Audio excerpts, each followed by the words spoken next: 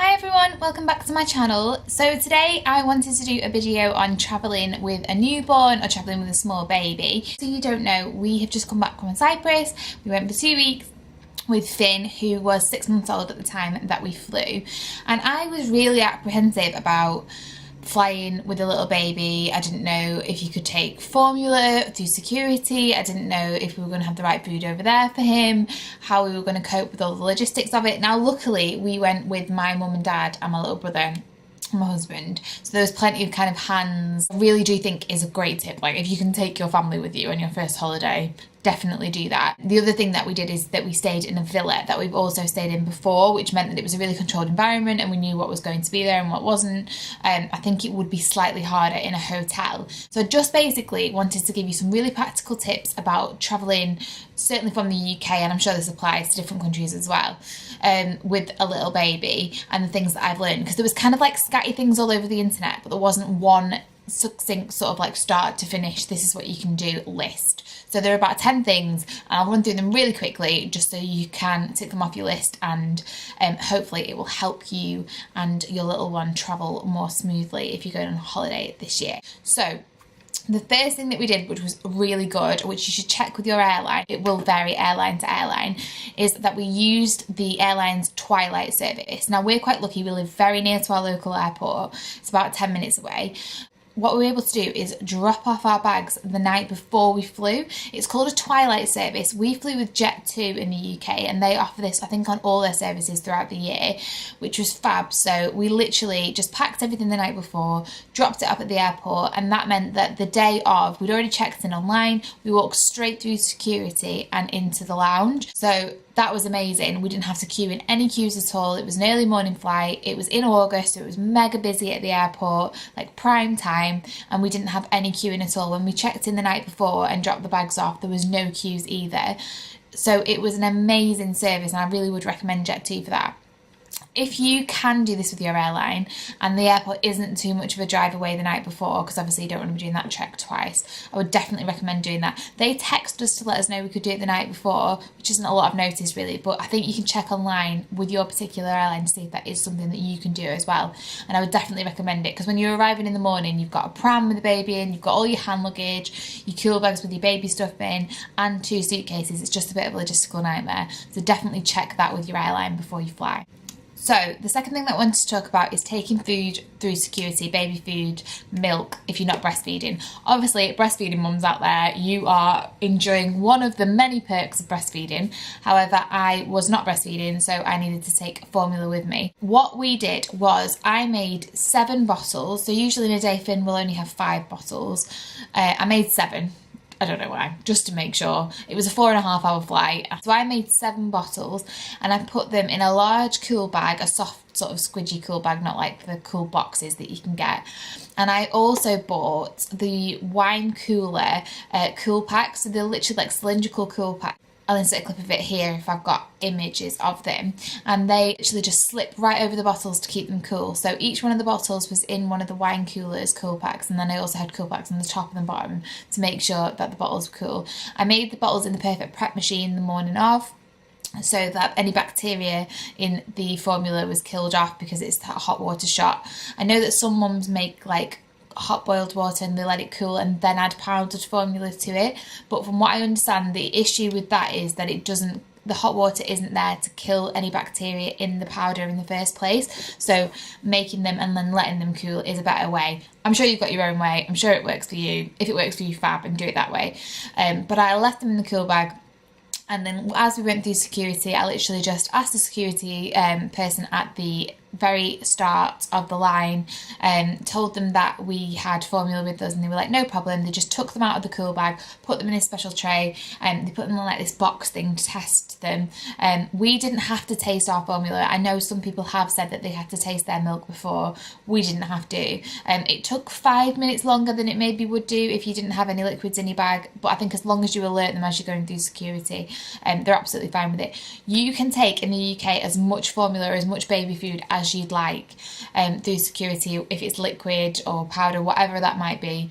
you can take as much as you like, as much as your baby needs. The other thing that you can also do if you don't want to do that is that you can order formula and baby food from Boots on the other side of security and have that just picked up and ready for you as soon as you go through security. So you can definitely do that at Manchester Airport. You can inquire as to whether you can do that at other airports as well. So that is easier if you wanted to buy formula on the other side and not take large amounts with you. I packed 2 tins of formula in our suitcase just in case I couldn't find the right brand of formula out there. I couldn't actually find the same brand of formula in Cyprus. It was marketed slightly different. From what I understand, it is the same product, but it is marketed under a different name. And I was a little bit worried about that. So my little brother flew out 5 days after we did, and he brought more formula with him. So I would say it might seem like overkill, but maybe pack enough formula tins to take with you, because I just didn't want to run the risk of it being slightly different milk and upsetting his tummy. Definitely take bottles in your, once you got through security, decant a few bottles in your handbag and then leave the rest in the cool bag, because what we did was we fed the baby as he was taking off, and we fed the baby as we were coming down, because that is when the pressure can affect their ears the most. So the next thing that we did is that we took a special pram with us on holiday. Now, obviously some people can't afford to do this, to have 2 different prams. We're lucky in that my mum has a pram at her house because we stay there quite a lot, which is a more lightweight pram than the Jules Day 2 that we have as a day-to-day pram. So she has the Mamas and Papas Armadillo, which is great. It just folds with one hand. We also bought the bag, the travel bag from Mamas and Papas to put the Armadillo in. It was really good because it meant that we could just put the security tag on the pram, take it all the way to the gate at Manchester Airport. And again, that varies from airline to airline, and it varies from airport to airport. I think that is actually an airport rule as opposed to an airline rule, so you might want to check with your local airport for that. So we literally just went through security with the pram. They put it through a separate scanner in security, which is again no problem at all. It goes through really quickly. And then we took him right up to the gate, right up to the steps of the plane with the pram, and then put it in the bag, which we kept underneath the pram as we were travelling through, and it went straight on the plane, and then it was the first thing off again. You might have to collect it from special baggage on the other side. It comes in like oversized baggage carousel, which is a slightly different carousel to the one that your luggage comes through, but it is no problem at all, and I really would recommend that. Slings and baby carriers are amazing, however it is quite a long time to be carrying your baby, and if they fall asleep it might not be the most comfortable for them if they're facing outwards, so I would definitely recommend taking the pram. The other thing is that we've got the pram clip on our pram, so we could attach our hand luggage to it, we could attach different bags and the cool bag to it, so it was just easier walking through the airport. So definitely take a pram. I know a lot of great travel prams are out there, and the Baby Zen Yo-Yo is definitely the most lightweight pram. Chico do a really cool lightweight pram, and they're not that expensive. I think you can get them for about £50. Not the Yo-Yo, the Yo-Yo is quite expensive. But I don't think you necessarily have to invest in a special pram. But if you are taking your pram and it is an expensive one, the Jules Day 2 was over £1,000, I would recommend buying a pram bag, because they do get bashed about under the aeroplane, and you don't really want your pram damaging. So I think the bag was about £50, which is quite a lot, but it meant that our pram wasn't damaged at all. It was in like perfect condition, so I would recommend that as well. Next tip is that we also took a giant Aiden and a Nay muslin with us, which doubled as a blanket. Planes can be quite cold with the air conditioning on, and this was definitely a great tip because we were just able to wrap him up in it, use it as a muzzy in case he was sick or drooling or whatever, but also keep him warm on the plane. In terms of changing bag, I took 4 outfit changes with me, each in a Ziploc plastic bag, and we used every single one. Whether he was sick or he had a punami blowout on one of them, we definitely used every single one, and having them in the Ziploc bag just meant that I could put it back in the Ziploc bag when it was dirty, put it in the baby bag, and it wasn't contaminating anything else in the bag, which was fab. Definitely take more outfits than you need. I also would recommend taking a extra outfit or an extra top t-shirt for you. If they're sick on you or they wee on you and you have to sit in that for the next 6 hours, it's not going to be the most pleasant experience. So also remember to take something else for you. My next tip for changing on the plane is to take a small pouch with nappies, wipes and a change of outfit in a littler bag within your big bag. That means that you can just grab that and pull it out and take it to the toilet rather than rooting around around and trying to find every single individual item. In most planes, the changing table is above the toilet, and it is literally just the table, the toilet. It's not massive at all. I can't imagine what it would be like trying to change a toddler on there. My husband actually couldn't find it. And they aren't in every single toilet on the plane. They are just in one designated toilet, so make sure to ask your stewardess or steward where that particular toilet is. I would always look up and see if there was anyone queuing for the toilet, because obviously if the baby was stinky or if he was screaming, I wouldn't want him in the aisle.